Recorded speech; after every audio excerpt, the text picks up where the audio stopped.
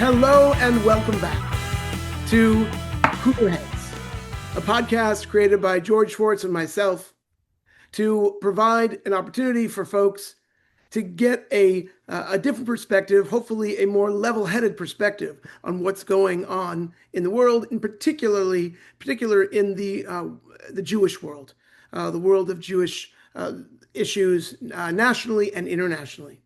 And I am really excited to welcome a guest to our podcast. Now, we've been doing this now for what, 6 months, George? I mean, it's been going back for years and years and years. But no. Seriously, this is, I think, podcast number 6, maybe number 6. And we are welcoming Rabbi Mark Cohn. Rabbi Mark Cohn is joining us from Massachusetts, where he serves as a congregation in Connecticut. But, well, I'm going to let him introduce himself to share with us, because the truth is that Mark is brand new to George as well. Mark and I go back many years, but Rabbi Mark Cohn, will you please just give us a little intro to who you are? Oh, how long is the podcast? Like 3 hours? Because I have what to say. Just what you said. I live in Western Massachusetts. You know, the way I like to joke around here is that in New England, you sneeze and you're in another state. And so my wife and I live in Western Massachusetts. She's a conservative rabbi in Springfield, Mass. And I serve a synagogue in New Milford, Connecticut. I've been there for 3 years. I served as a rabbi in Winston-Salem, North Carolina, for 21 years. Before that, I was in Tampa for 3 years. And apropos, George, because I think you mentioned that your wife follows someone who's a Cajun. I was a student rabbi in New Iberia, Louisiana, which is the heart of Cajun country. Absolutely is. I am born and raised a Reformed Jew. Very proud. My Jewish life absolutely fits well in the Reform Jewish world. And I love being a Reformed Jew so much that I'm one of its greatest critics. And the last few years have certainly given a lot of reason to critique our beloved movement that Scott and I both grew up in summer camp and seminary and all that. Anyway, that's me in a very quick nutshell. There's more to it, of course. Great to meet you, George. Mark and I go back many years to the beautiful and illustrious and no longer in existence UAHC Camp Swig. It has metamorphized over the years to become URJ Camp Newman. That's another story for another time. But the favorite story I like to tell about Camp Swig is it was a place where when you would take kids on a little hike just off the main part of camp, you'd hike them to a place called the Ridge Road. And there you'd stand there and you'd point down into the canyon, and then you'd explain that is the San Andreas Fault. So literally, the camp was built on the San Andreas Fault. I think they got the land for very inexpensive. But the problem, of course, was any opportunity to rebuild the camp apparently was beyond the ability of those who were involved, because the cost was just exorbitant. So eventually, the camp replanted itself in Santa Rosa at Camp Newman. But Mark and I share many years of incredible memories. And one of the things that I think that Mark and I share that's important for this conversation is that we were really, dare I say, baptized in the world of Reform Jewish camping, Reform Jewish identity, which was crucially built upon a Zionistic and peoplehood notion of what it means to be a Jew. I have incredible memories of programs where we would act out the running out of Russia to be saved, to be running away from the Tsar, to find our way to Palestine, as it was called, or to the United States. We sang Jewish songs. We sang songs about Israel. We watched Israeli scouts very dangerously put up these huge fire signs that nobody ever was really sure if it was allowed in the Santa Cruz Mountains. But ultimately, it was all good. But this camp was a place that, and not just our camp, but so many of the Reform Movement camps formed so much of the Reform Movement leadership that is today the leadership in its mid 50s, 60s, and older. And it's a piece that has also kind of been missing over the last decade or more. What's drawn Mark and I together very significantly over the past few years has been this recognition of the importance to recenter what it means to be Reformed Jews on this notion of Am Yisrael, peoplehood. It's also what has definitely connected me with George. And George comes from comes to this from a different angle. And so I wanted to invite George also to reintroduce himself to many of you, but also introduce himself to Mark so that we're all sort of on the same page and he can share a little bit about himself with Mark and how he found himself. Because I don't think that necessarily 5 years ago, if someone had said to him, "You're going to be on a podcast with a rabbi," that was necessarily exactly where he envisioned what he would be doing on a random Wednesday night. So, George. Yes, so I was raised Jewish, though growing up in a small town in Minnesota, there was no temple. We never really had the opportunity to get a proper Jewish education.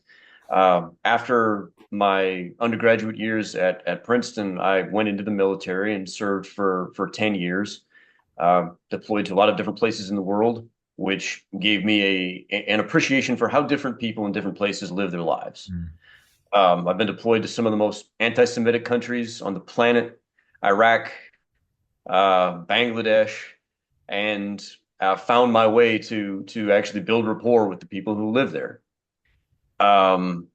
After 10 years of active duty, I went to business school, which is where I met my wife.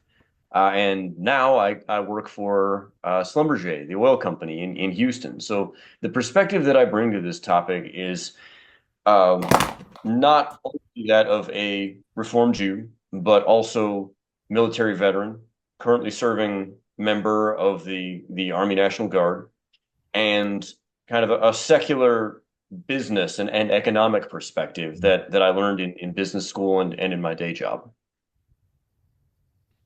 And George, just tell us you're married and you have an addition to your family.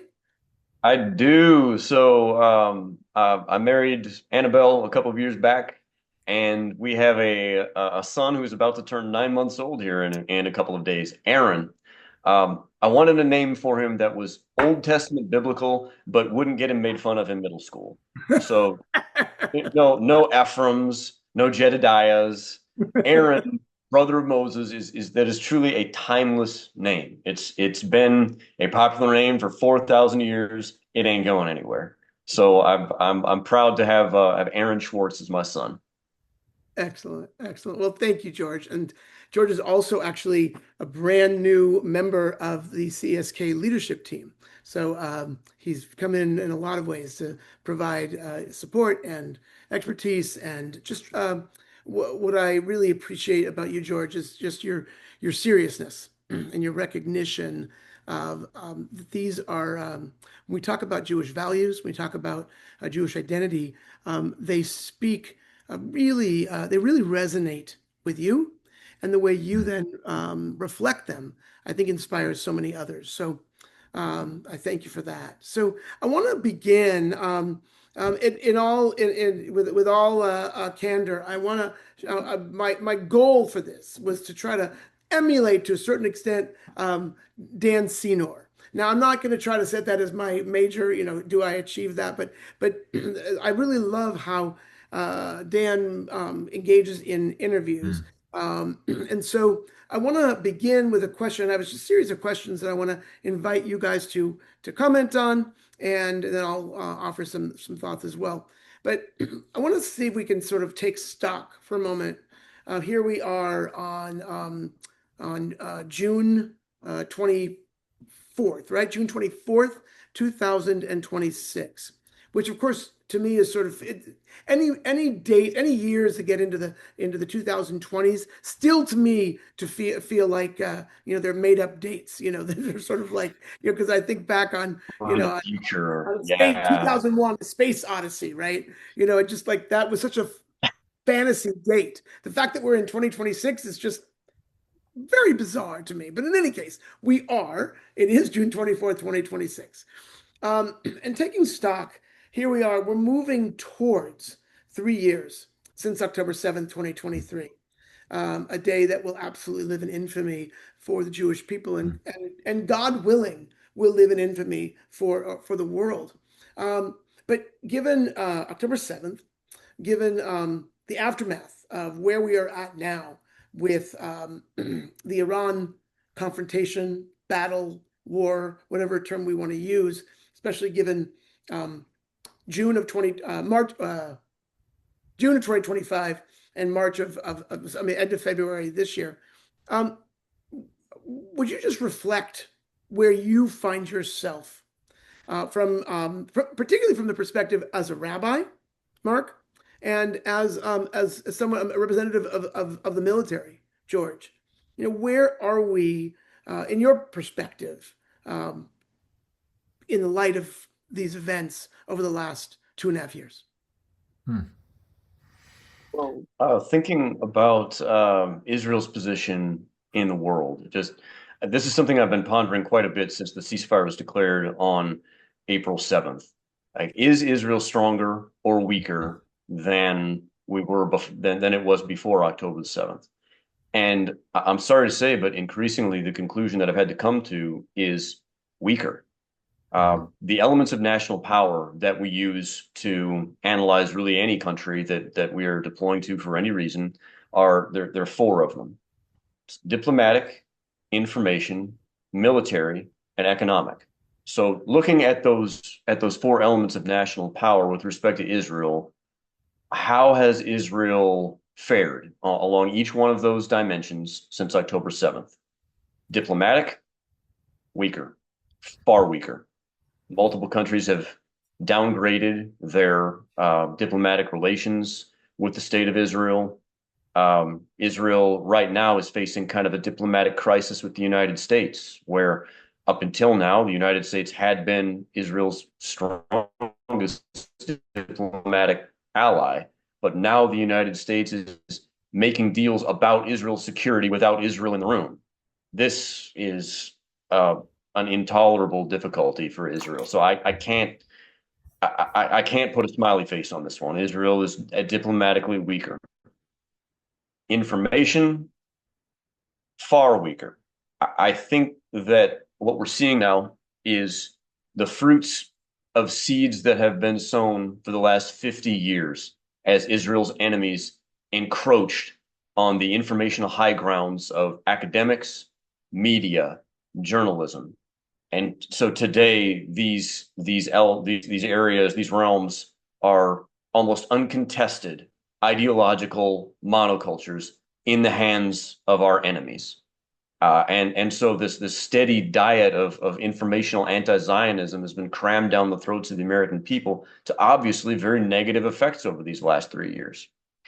The third dimension, military, stronger, actually. Israel's field position is far stronger than it was 3 years ago, and her demonstrated material or demonstrated military capability, I think, should act as a deterrent for at least any conventional enemy that might choose to make trouble for her. Economic, sideways, I would say. The war has been a drag on Israel's economy. All these reservists getting mobilized has been a drag on Israel's economy. Wars are never good for business, whatever anyone may tell you. But on the other hand, the obvious capabilities of Israel's defense industrial base has brought in customers from sometimes the unlikeliest of locations. Like the Irish have been trying to buy Israeli drones. Remains to be seen if Israel's going to let them do that. The Moroccans love Israeli drones. So economic, kind of sideways. So looking at these four elements of national power: diplomatic, informational, military, and economic, the first two are major weak spots for Israel that have gotten markedly worse in the last 3 years. Military is stronger, economic sideways. So with 2 out of 4 down and trending worse, I think it's kind of hard for me to say that Israel's in a stronger position than it was prior to October 7th.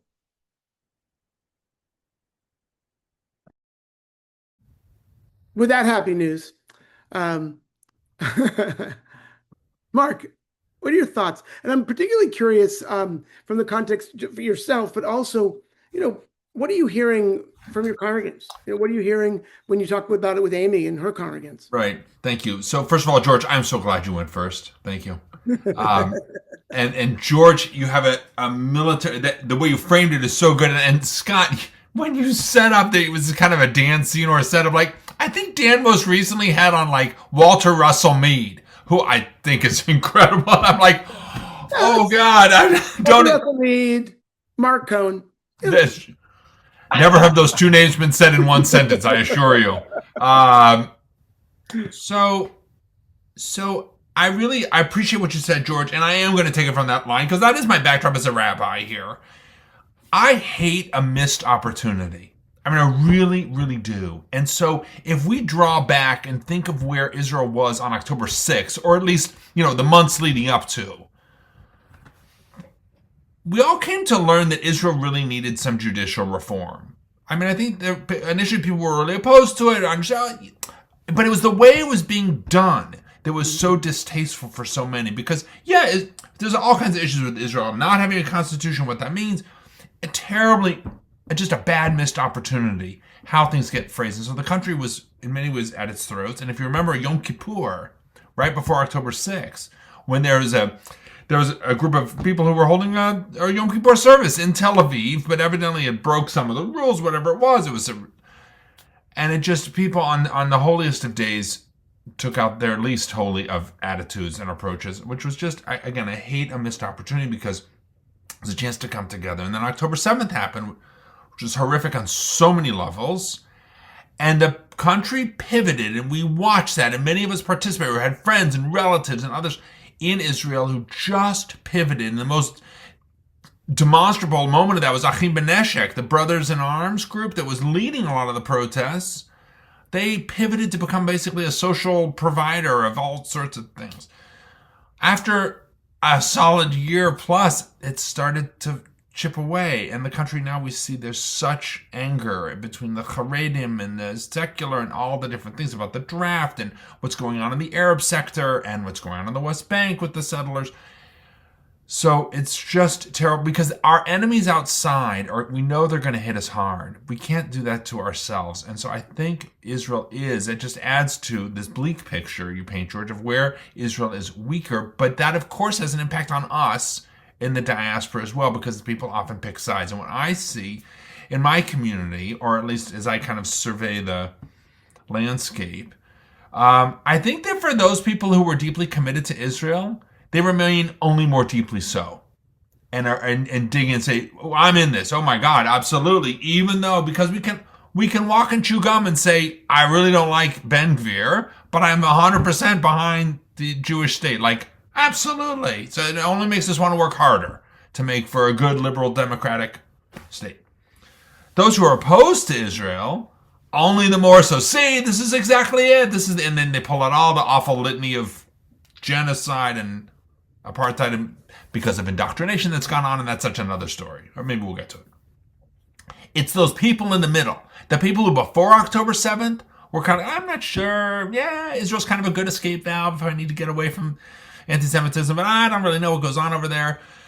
I think for a lot of those folks in the middle, depending on how the weather's blowing in their neck of the woods, or from their children, or from their parents, and that's the group that I see tilting and often going in a negative direction towards Israel, because they either don't want to get involved, and this is where I've seen and I can only testify to one of the Reformed Jewish camps, but I have visited this place on a couple of occasions in the summer of 24 and the summer of 25, and I can tell you that summer camp was 100% staying away from talking about Israel in any kind of meaningful way. Not a yellow ribbon, not a hostage poster, not a nothing. The Israeli flag was on display only with all the other flags of the nations represented by the people on the staff and in the campership at camp. And that's just, and I see this in other Jewish institutions, a huge missed opportunity to say, okay, let's engage with this. What exactly, when you say that you're opposed to Israel, what do you mean there? and try to have a meaningful, nuanced conversation. Yeah, so that's what I just I've seen a lot of missed opportunities, and so look, in our own individual synagogues, we can have some control, but on the broader scheme, or for those who aren't affiliated, there's just a lot of missed opportunities. That's really very disappointing to hear because if we are not for us, then nobody will be. We Right. have got to be on our own side. And Israel, flaws and all, that is the one country that Jews can't get kicked out of because it's ours. Everywhere else in the world, Jews have tried to exist as an assimilated minority in somebody else's country. And everywhere we've tried to do that, either it's failed, I would point to Germany, Lithuania, France, Iraq, Sudan, the list goes on, or it's in the process of failing. Canada, the United Kingdom, probably the United States. The one place that can be our refuge is our Jewish state. Without Israel, there is that ever-present risk that no matter where we are, we're going to go from being co-equal members of society to being suspicious guests. Mm-hmm. When guys, can I follow up for 1 second? Scott, you mentioned, when we grew up at camp, this is our childhood. Imagine this is what we did in the summer. You're either running, the action programs were always the best. We had the action programs at night, and we were either running from the Cossacks or we were trying to get ourselves smuggled into British Mandate Palestine. Like, that was our childhood.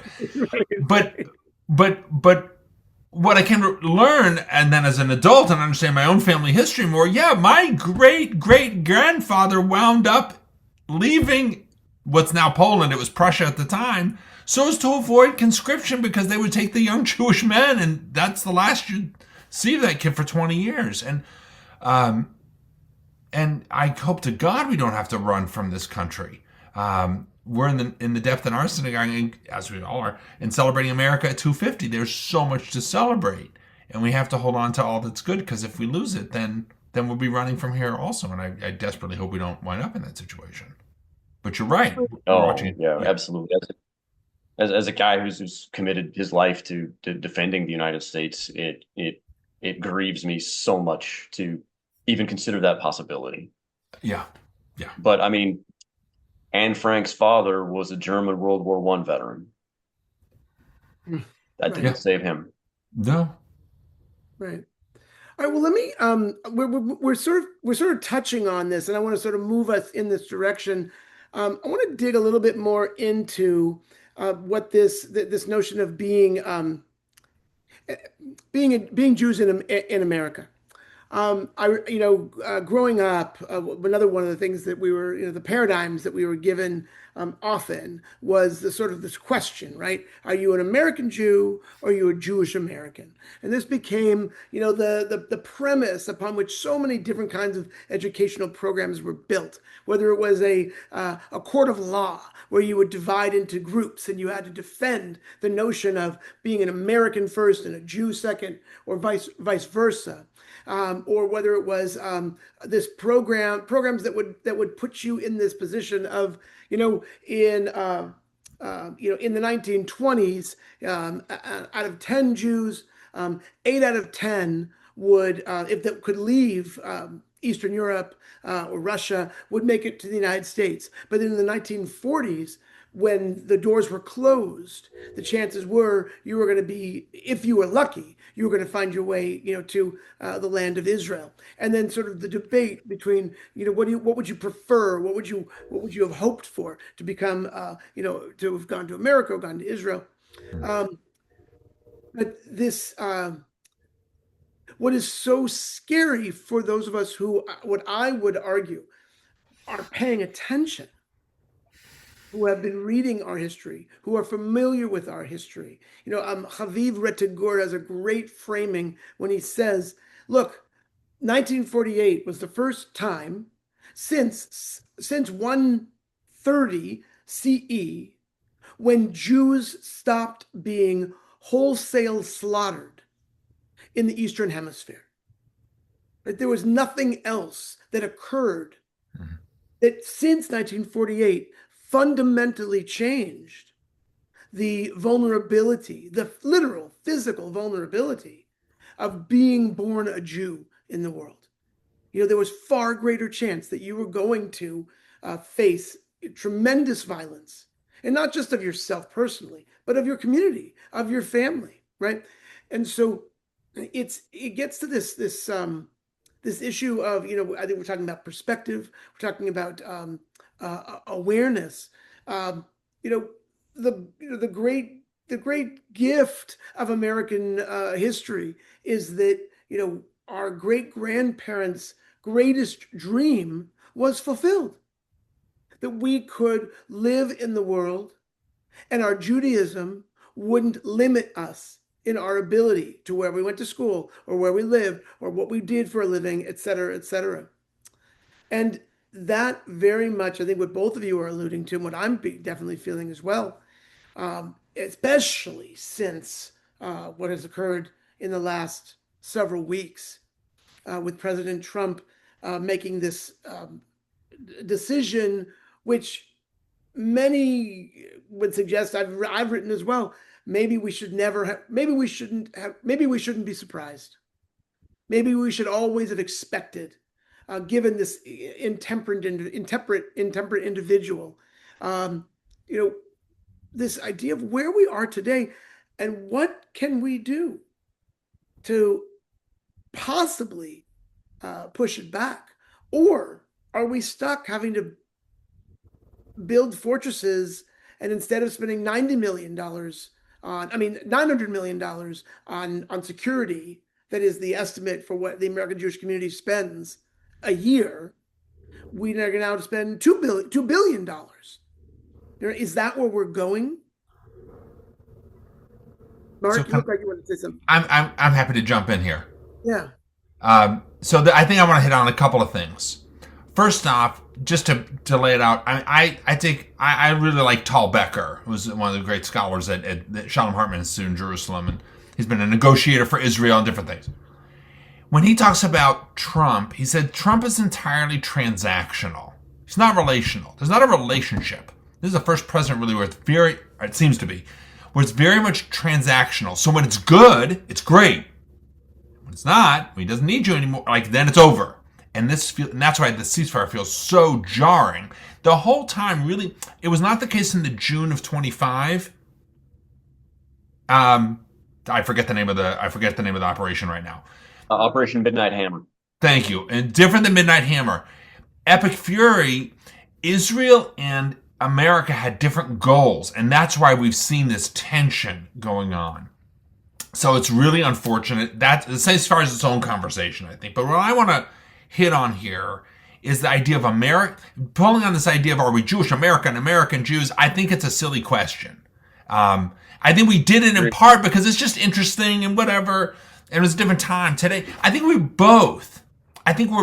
We are Jewish and we're American. And although in the past there was a loyalty question of can you really be it's as if the Jew is now susceptible to questions about loyalty because he's a Jew, so he's going to be, which is what's happened on some college campuses. Jewish students have been forced off, my alma mater included, UCLA, where a Jewish student couldn't be trusted on the student council because he's Jewish. So of course they're going to be biased on Israel.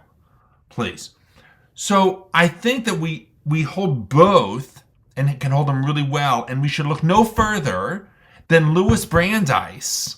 When you start talking, I was able to get access to the quote.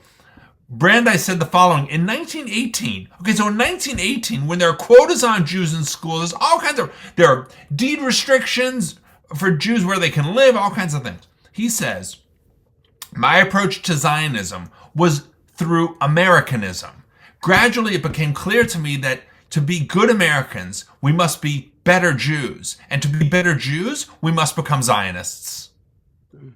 That we embrace our Zionut, the Zionism, we embrace our being Jewish, and that actually helps us to be better Americans, which is why I think that among people who write this, David Bernstein from the North American Values Institute, where I had worked for a couple of years, he talks a lot of, in fact, there's a great article that he just wrote in Sapir magazine in this most recent edition. It's called, I think, The Center Will Hold. Um, this whole idea that the best way to make sure that we are safe as Americans, because adding another billion or whatever dollars is not going to keep, I'm going to keep us a little bit safer, maybe. But that's not the answer. Having a good, strong America, which is based on the liberal principles on which we are founded, that's our. When George Washington writes the letter to the Hebrew congregation in Newport, Rhode Island in 1790, giving the country this great language, which, by the way, the language was effectively fed to him by the president of the congregation, Moses Satius, who writes the letter to Washington first to welcome him to Newport, and then Washington just turns it around and puts it in the letter. Doesn't matter. He used it, which is to give bigotry, that the government will give to bigotry no sanction, to persecution no assistance. That was novel. That was novel for us as Jews. And okay, it did not apply to Native Americans. We know that. It did not apply to blacks who were slaves at the time and would be for decades longer. And then there's Jim Crow. We're a democracy in process. And only if we can really hold on to those highest ideals, that's our safest bet. Because it's not going to happen in the European countries where anti-Semitism, literally, it's in the soil. I mean, it's in the soil. Unfortunately, it's shown up in Canada. There's a whole lot of discussion about that, and I do believe it has to do with immigrants. Same thing with England. Yeah, and an embrace of country.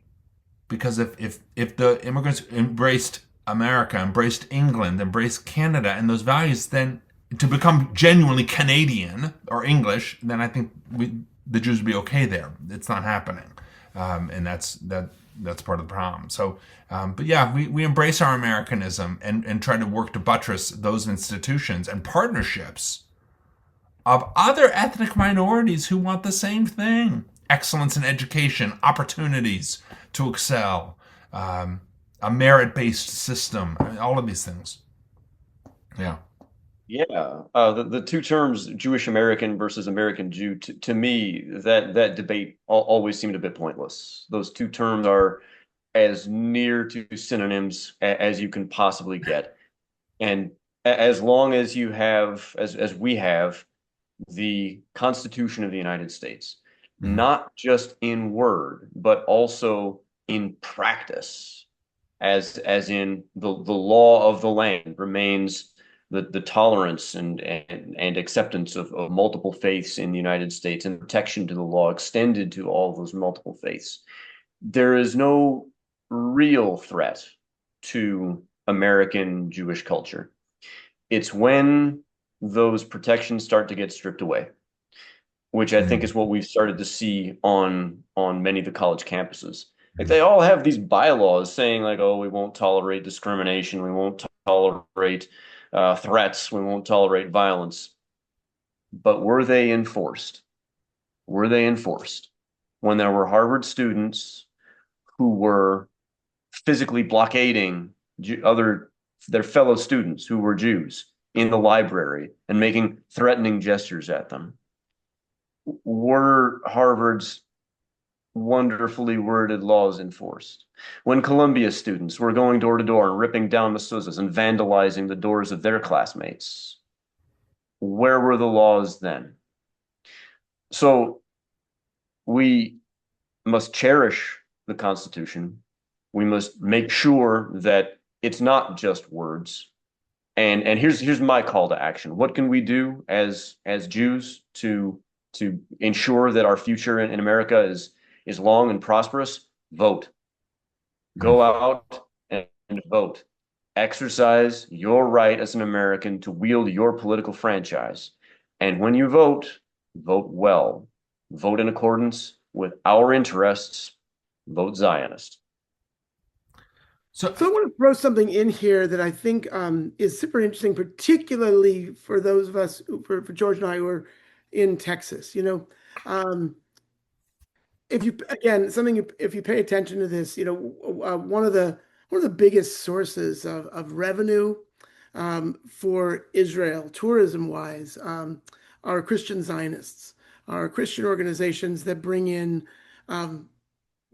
20-fold more Christians than Jews who visit from around the world. And what's profound about that support is that it's consistent.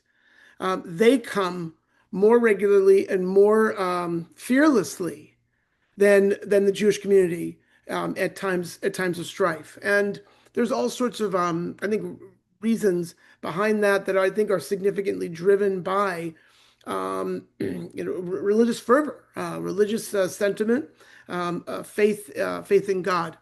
Um, and that said, um, I think what is critical.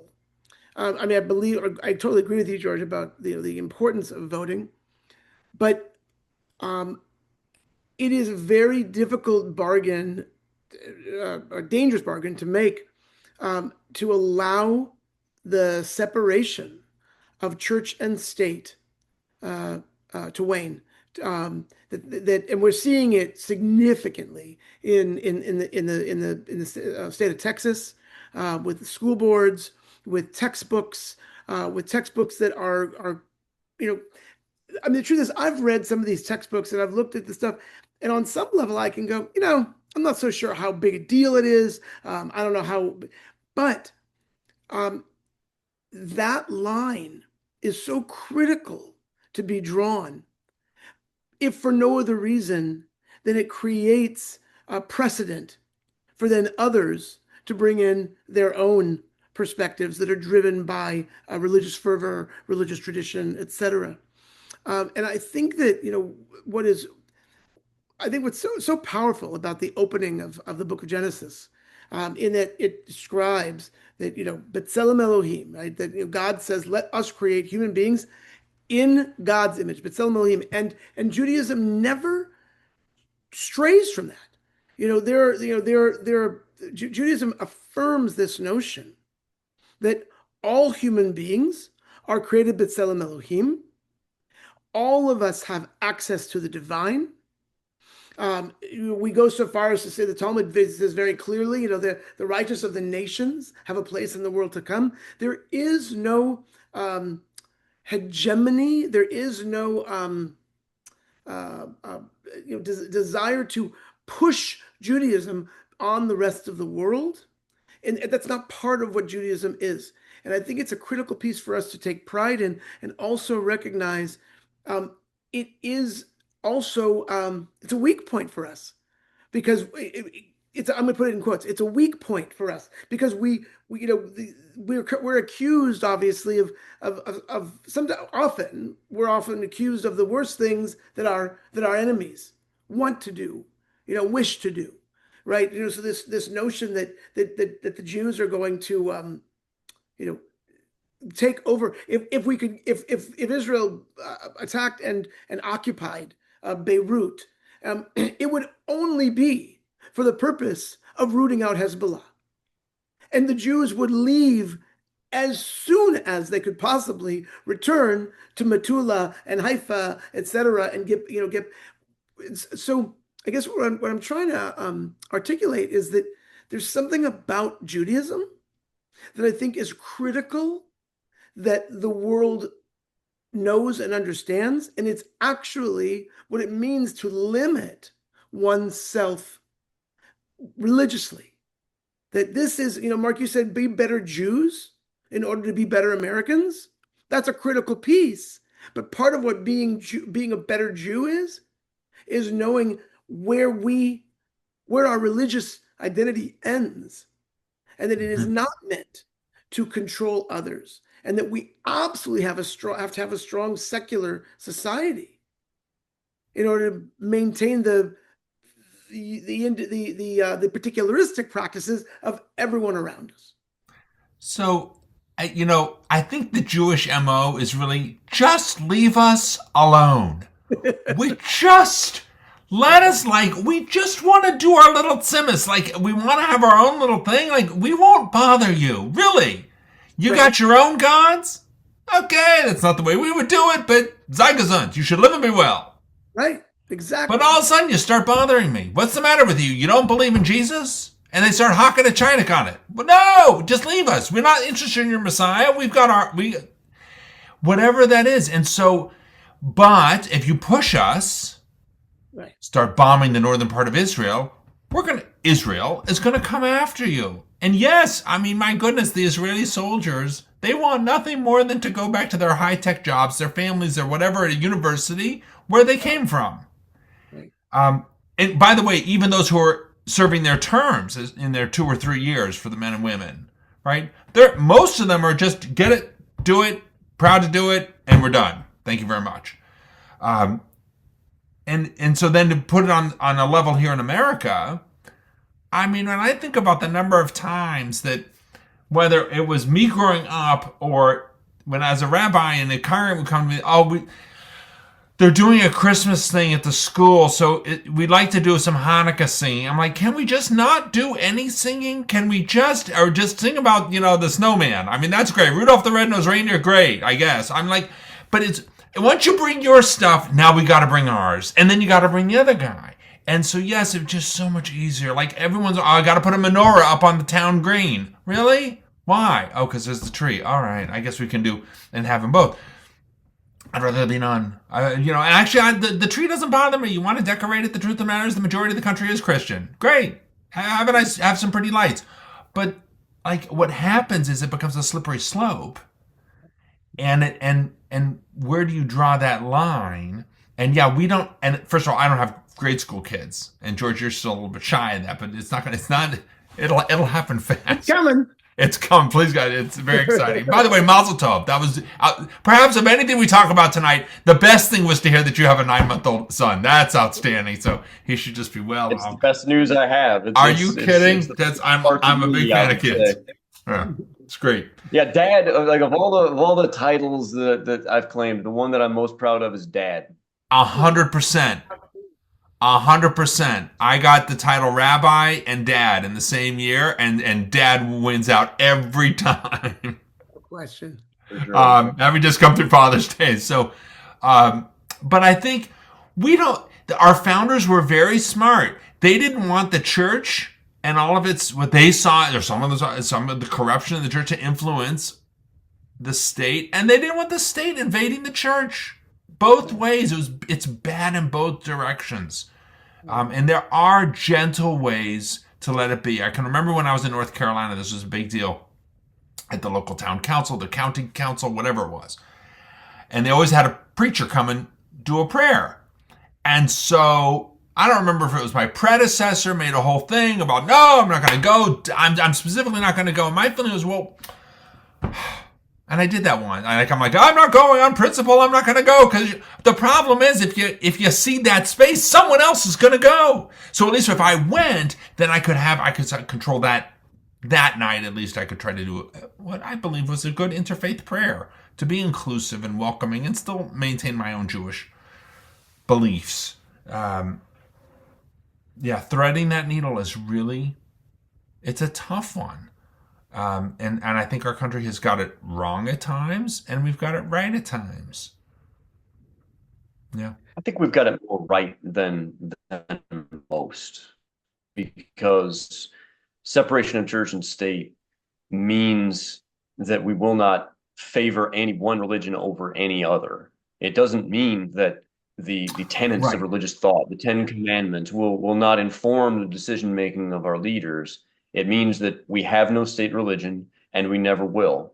Though you're right, it is a very tough needle to thread, because once you have let that camel's nose into the tent of some kind of religious influence, once you have accepted help from, say, Christian nationalists, the laws that they implement in your behalf could just as easily be turned against you.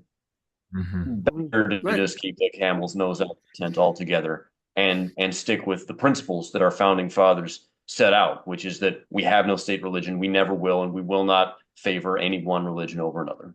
But our founders also knew the value of religion. Absolutely. And they knew the importance of church. And in the day, I mean, listen, living up in New England, I mean, I'm in the home of where so much of that religious practice was happening. And so the town green absolutely has one, two, three churches, whatever, but we need, and we are in a day today when religion, sadly, is largely among Americans in decline. Not everywhere, not every community. That's a really good point. This is a point I'm really glad you're bringing up. Is growing up, my dad actually saw the public displays of religion, like what you described the preacher in the city council meeting as like very threatening. But today, I, I don't think either he nor I see it that way because it's like I think our country lost something when we got away from religion. We lost the opportunity for people to come together in their faith circles and meet people who weren't like them and maybe learn some compassion that way. Learn, yes, the stricture of religious discipline, but also the mercy and the loving kindness of God. We've gotten away from God and away from part of what's apart. Yep. Well, it becomes this question of how do you do it better, right? And or how do you, and I think that the state's job is just to stay out and affirm individual rights to pursue it. So it's that and there's, I mean, I'm sure there's all sorts of reasons which we're not going to have time to get into today about why religion has been on the decline. You're But sounding a lot like a libertarian there, Rabbi Scott. but I'm also not convinced that that the state's been helpful. In allowing, like Mark, what you're describing about how, well, we have a Christmas concert, so we'll have, the Jewish, have the Jewish songs as well, so everybody will feel, a part of it. I don't know if that is helpful to be. I don't think it affirmed my sense of Jewish identity. I think what affirmed my Jewish identity was Camp Swig, was Camp, synagogue, your home, like that's where you get if right. you have the when people talk about the December dilemma, like I'm never worried about your Jewish, if you have a strong Jewish identity, then Christmas is not a threat at all. Like Right. I love seeing the lights. Yeah. So I'm going to bring us to a close for one last question. And the last question is sort of just an invitation to both of you. You both alluded to it a little bit, but here we are. We're days away from America's 250th birthday, and we are, and it is also remarkable to me, timing wise, that this coming Rosh Hashanah falls Mm. on the 25th anniversary of 9/11, Yep. which is just particularly powerful to me. And it's going to be part of how we approach Rosh Hashanah for CSK. But I'd love to hear both of you guys just take a couple minutes to sort of offer us some thoughts as we are moving into July 4th, the 250th anniversary. What does it mean to you? How does it speak to you as a Jew, as a rabbi, as a soldier? Mm. George, you want to start? Tough one. Man, I was going to invite Rabbi Mark to start, but Okay, well, we can do it too, whatever. We do rock, paper, and Rabbi Mark, scissors. Well, you want to flip a yeah, coin? I don't have a coin. Nobody has coins so anymore. tell you what, Rabbi Mark, if you have your thoughts collected, you can you can lead off. Otherwise, punt it back to me, and I'll carry the ball from here. I'll get started. I just finished teaching a four part series on the sacred texts of America, or foundational texts of America. And what I did is there's more than the ones that I taught, but what I wanted to do was carry the class from really from our formation to 20th century. And the central texts that I worked with were the Declaration of Independence, a speech by Frederick Douglass in 1852 called "What to the Slave is the 4th of July." Wow, great speech. Yeah.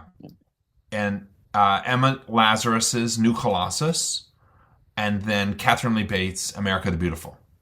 And then I took those documents and I framed with other ones that are related or followed up or different things. Really interesting interpretations about them or ways that they were presented. We are so blessed in this country that while there is, and I am a deep believer in that separation of church and state or religion and state, to use religious language, we have sacred spaces.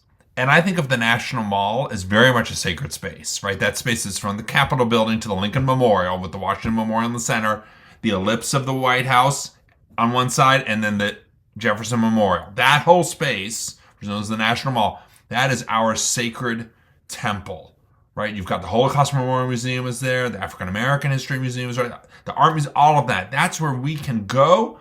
And there are other places you could say as well that you could extend to that. The Alamo in Texas, I suppose, would fall into that, really. And then we have documents. And those documents are both aspirational and they are a reflection of their era. And it's really on us to dig into that and hold on to it, because if we lose our history and we lose those guiding principles and teachings, then we really are sunk. And so I believe that as we approach 250, that we should hold on to these things, hold on to each other, look at them, enjoy them, celebrate them, and where we have work to do, then let's get to it. And then that's on us. That's what we're here. Like literally, we have an obligation. When the founders talked about life, liberty, and happiness, the word happiness, that wasn't like, woohoo, let's go have a party happy. That's they believed that had to do with living upright, noble lives, civic engagement, personal responsibility. Like it wasn't just, oh, I can do whatever I want, I'm happy. Woo! It's really, no, you have to be a committed person into this project of America. That's what happiness would be. And yeah, I say let's be happy in light of what they talked about to carry on. Thanks, Mark. Rabbi Mark, that's a really uplifting note to strike, and I wish that I'm going to speak from the heart here.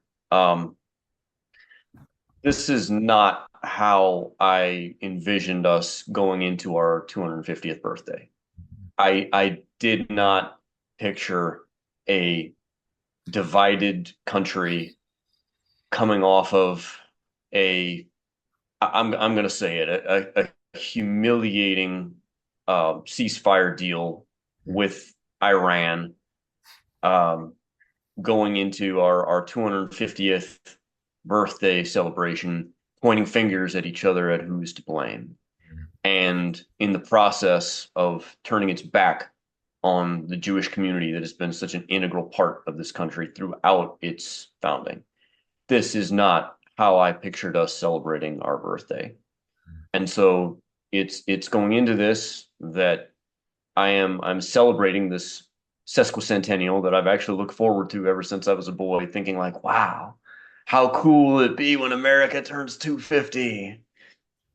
Pretty cool as it turns out. We're one of the longer lasting stable democracies in the world. Mm-hmm. But we are at a very threatening and frightening time in the history of our country. And it pains me to reflect that we survived the British, we survived the Nazis, we survived the Imperial Japanese, we survived the Confederacy. We may not survive TikTok and Iran. It pains me to see that and come to terms with it. But you can't solve a problem you aren't willing to have. And so I think that how we properly celebrate this 250th birthday of our country is by celebrating, by enjoying the freedoms that we have now, and by participating in Jewish life, to remember that, hey, as I said before, if we aren't for us, nobody will be. Mm-hmm. How do we be better Jews in America? How do we be better Americans as Jews? By participating in Jewish life, by reconnecting with that part of our heritage that we all have. And I'm going to say it again, participate in American civil life by voting. Vote in the primaries. Don't complain that you're disappointed about the quality of candidates if you don't vote in the primaries. Once you voted in the primaries, vote in the general election. Make your voice heard, because it's by wielding political power that we guarantee our future in this country. So I've given you kind of a dour note. Like, I hate to be the bearer of bad news and be a downer, but No. I have to be honest. But I'm not going to leave you with that. Remember my call to action, and grill out on 4th of July. Enjoy those hot dogs. And that's what I'll leave you with. So I'm going to bring us to a conclusion now. I return to this notion of perspective.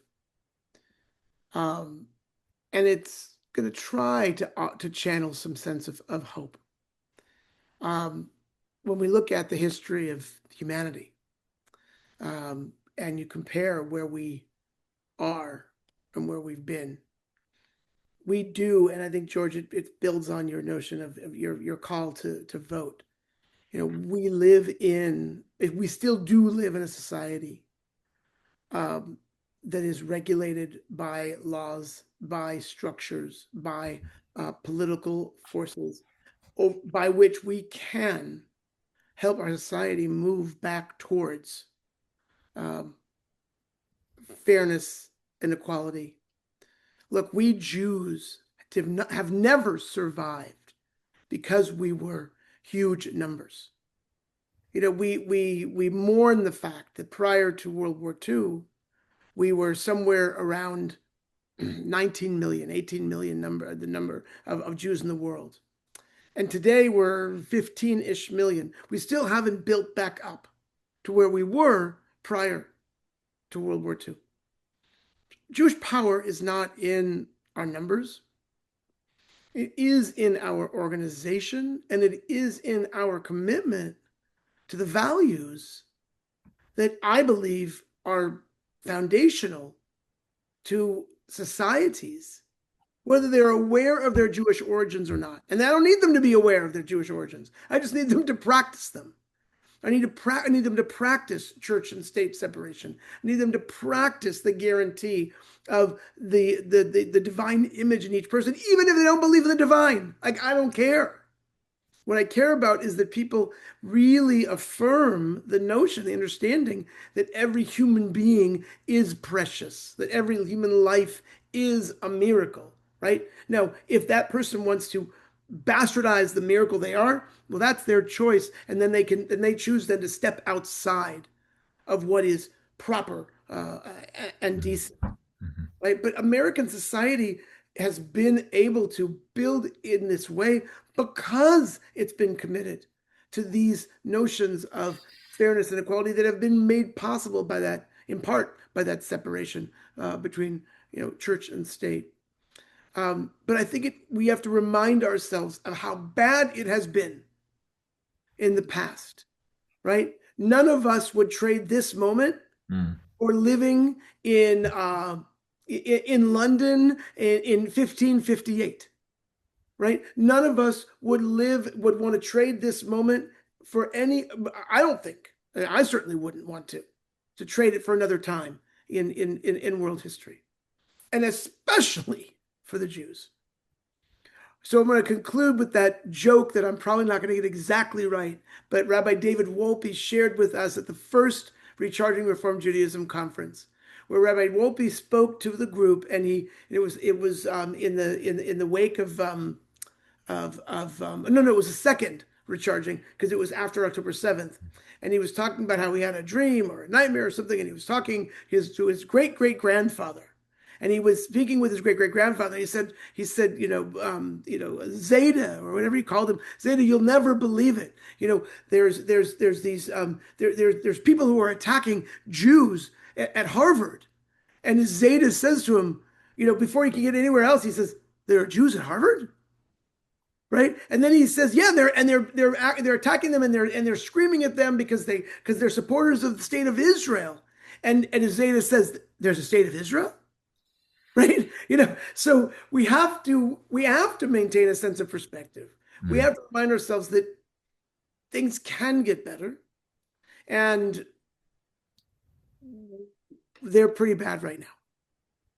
I want to thank you, George Schwartz and Mark Cohn, for joining us tonight for this edition of Cooler Heads. May all of us work in our lives to ensure that cooler heads win the day. Thank you. Amen. Thank you. Amen. Thank you.